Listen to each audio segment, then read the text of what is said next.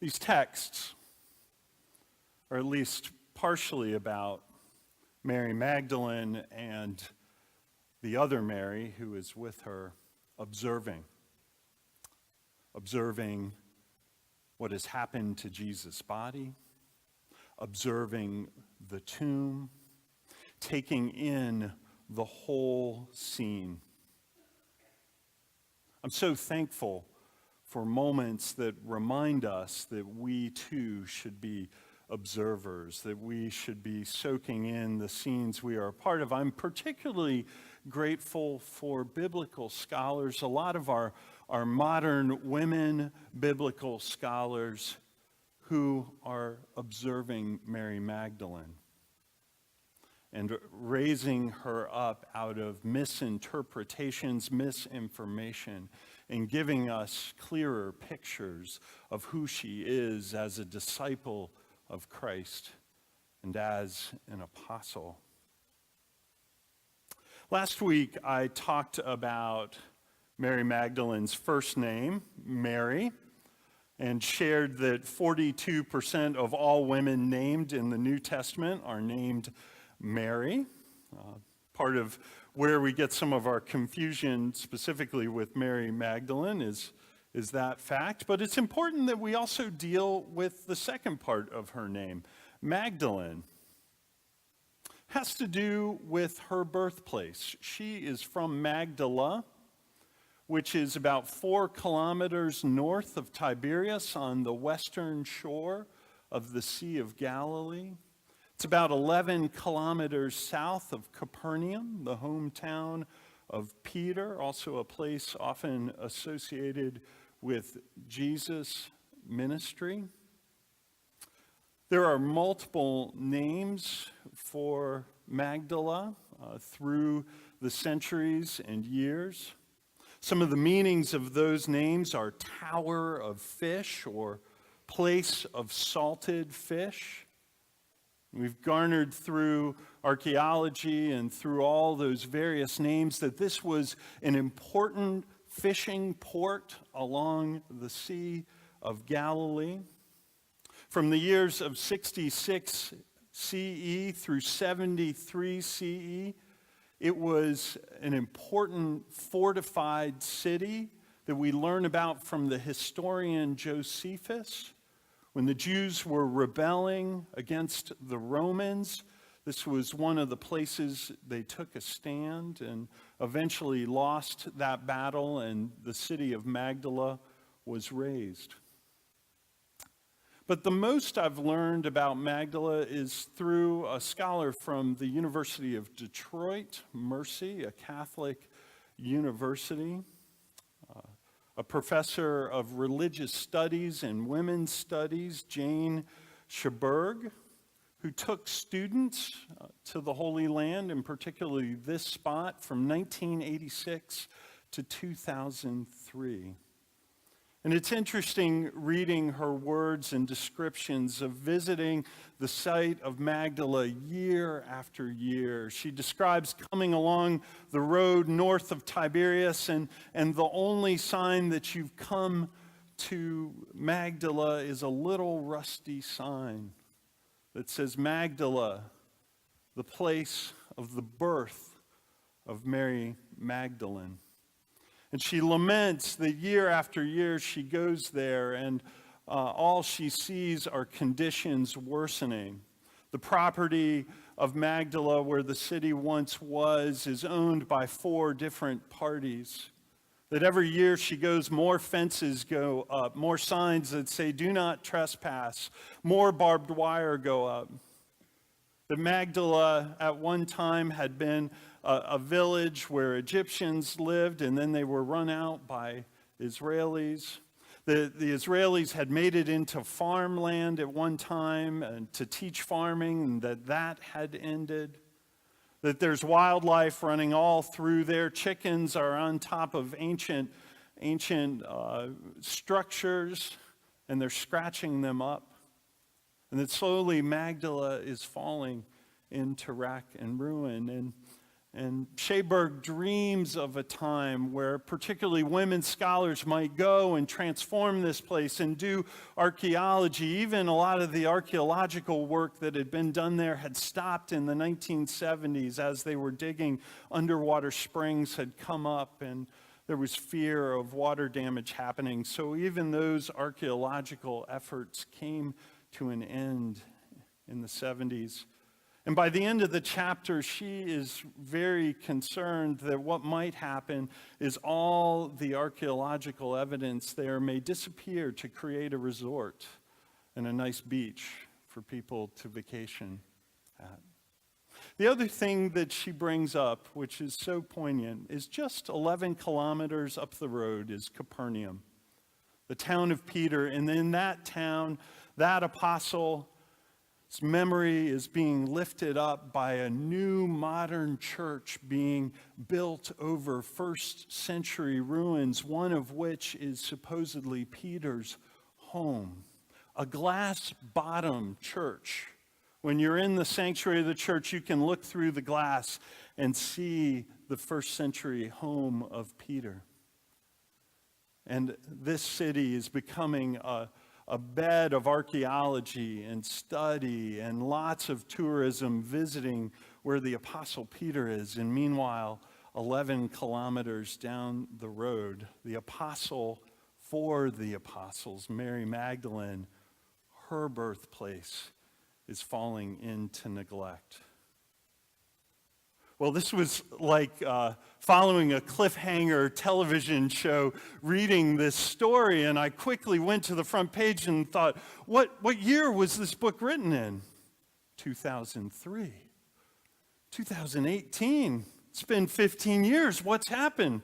Did a little Googling and came across a website solely dedicated to Magdala. Turns out in 2004, a Catholic priest had a vision of building a retreat center. Where? 11 miles or 11 kilometers south of Capernaum, near Magdala. He had grown up being fascinated with this character, Mary Magdalene. And slowly from 2004 to 2009, he bought up the various quadrants of land.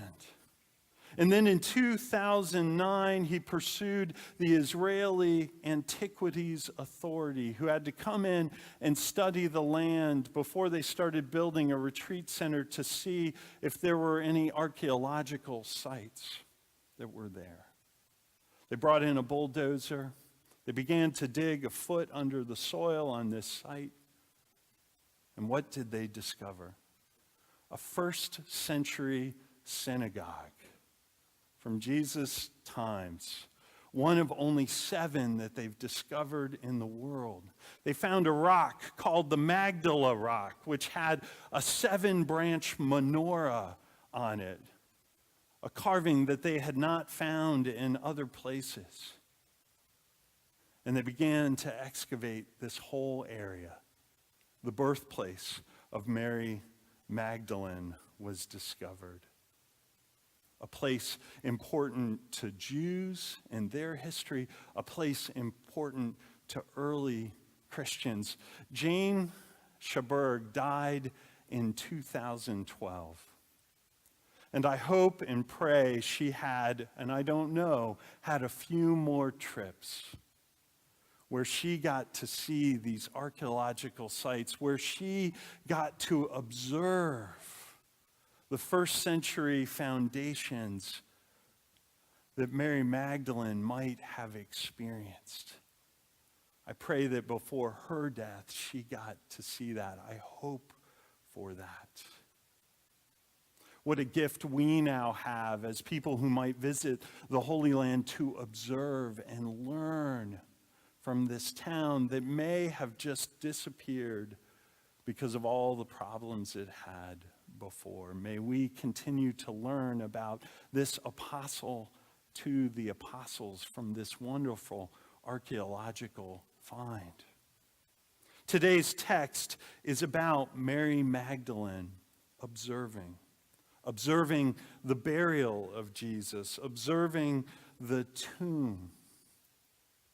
And I wonder, as she was observing that tomb, as Jesus' body was being laid in the linen cloth and placed in there, I wonder what details Mary Magdalene was being attentive to.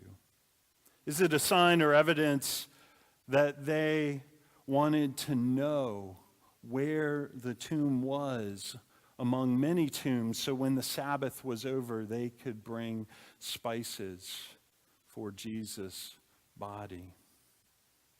I wonder if they were keeping an eye on that tomb, because in Matthew it sounds like the stone didn't initially get totally put in front of the doorway, so that they were observing, watching to make sure nothing happened to Jesus' body. And they may have stayed there overnight until those Roman soldiers came the next day to seal it up. I wonder if they were watching because they had heard Jesus speak at one time about him being raised from the dead, and those two women didn't want to miss anything. If something were to happen, they wanted to be there. I wonder if they were observing in that evening because the male disciples were nowhere to be found, and they needed to be the ones who communicated the story of what was actually happening with his tomb and his body. In 2006, I went to the Holy Land, and as I was preparing for this sermon, I was wondering, gosh, am I one of the many people who visited the Holy Land and just went from Tiberias past Magdala without even noticing up to Capernaum? And I went through speedily all my photographs from 2006, and sure enough, could not find a picture of that old rusty sign in 2006 that said Magdala, birthplace of Mary Magdalene. But what I did come across was a picture a friend of mine on that trip had taken at the Garden Tomb, the tomb, one of the places they associate with Jesus' death. And whoever took the picture was inside the tomb. And through the entranceway, you could see me, 37-year-old Mac, looking into the tomb along with friends. And I stared into my eyes that were 12 years younger. And I wonder what I was trying to observe. From that spot where Mary Magdalene may have been sitting observing 2,000 years ago. And I suppose I was doing what we all try to do when we open up the scriptures. I was looking for a little bit of life that will help me live as more of a faithful disciple peering into that tomb.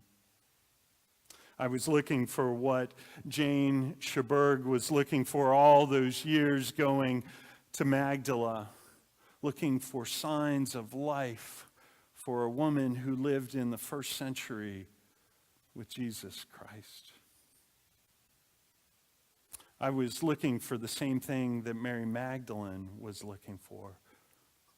What is going to happen now that the one I have followed is laying in the tomb? Will there be life? Will there be hope after this?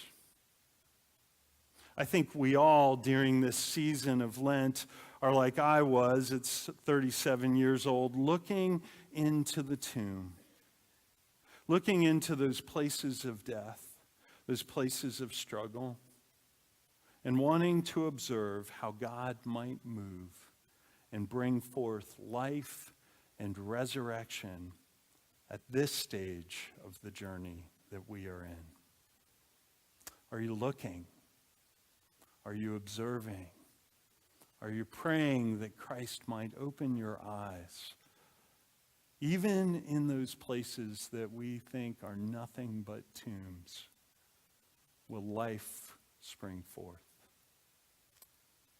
Amen.